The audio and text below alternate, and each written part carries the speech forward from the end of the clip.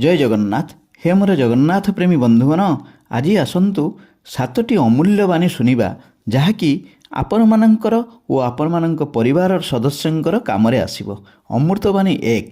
ଆପଣ ଯଦି ଆପଣଙ୍କ ପରିସ୍ଥିତିକୁ ବଦଳାଇ ପାରୁନାହାନ୍ତି, ତାହେଲେ ନିଜର ମନର ସ୍ଥିତିକୁ ବଦଳାଇ ଦିଅନ୍ତୁ।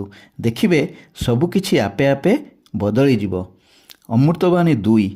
ଆଲୁଅର ଅନୁପସ୍ଥିତିକୁ ମଣିଷ ଅନ୍ଧକାର ଭାବେ, ସେମିତି ଆମ ଜୀବନରେ ଆସୁଥିବା ଦୁଃଖ ସେ ଦୁଃଖ ନୁହେଁ ଆଜ୍ଞା, କେବଳ ସୁଖର ସାମୟିକ ଅନୁପସ୍ଥିତିକୁ ଦୁଃଖ ବୋଲି କୁହାଯାଏ।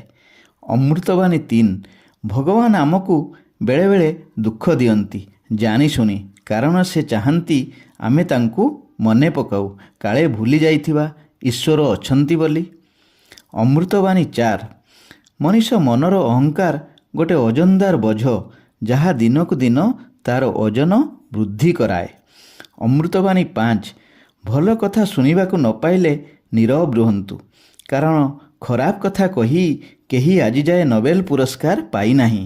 ଏମିତିକି ନୀରବତା ପାଇଁ ଆଜିଯାଏ କେହି ଫାଶୀଦଣ୍ଡ ମଧ୍ୟ ପାଇନାହିଁ। ଅମୃତବାଣୀ 6। ଭଲରେ ରହିବା ନିଜସ୍ୱତା, ଆଉ ଭଲରେ ପୁରା ପରିବାରକୁ ରଖିବାଟା ସେଇଟା ହେଲା ଯୋଗ୍ୟତା। ଯେମିତି ଜଗନ୍ନାଥ ମହାପ୍ରଭୁ ତାଙ୍କ ପରିବାରକୁ ହସ ଖୁସିରେ ଭଲରେ ରଖିଛନ୍ତି। ଅମୃତବାଣୀ 7। ଆପଣ ଆପଣଙ୍କ ସମ୍ପର୍କୀୟଙ୍କ ଧାରଣାକୁ କେବେ ବି ବଦଳାଇ ଦେଇପାରିବେ ନାହିଁ, ସୁତରାଂ ସେଇଟା କରନ୍ତୁ ଯେଉଁଥିରେ ଆପଣ ନିଜେ ଖୁସି ରହିବା ସହ ଅନ୍ୟକୁ ଖୁସିରେ ରଖିପାରୁଥିବେ। ଏହି 7ଟି ଅମୃତବାଣୀକୁ ବାରମ୍ବାର ଶୁଣନ୍ତୁ, ଚ୍ୟାନେଲଟିକୁ ସବସ୍କ୍ରାଇବ୍ କରନ୍ତୁ, ଭଲ ଲାଗିଲେ ଅନ୍ୟକୁ ସେୟାର କରନ୍ତୁ। ମହାପ୍ରଭୁ ଜଗନ୍ନାଥ ସମସ୍ତଙ୍କର ମଙ୍ଗଳ କରନ୍ତୁ। ଜୟ ଜଗନ୍ନାଥ, ଜୟ ଜଗନ୍ନାଥ, ଜୟ ଜୟ ଶ୍ରୀ ଜଗନ୍ନାଥ।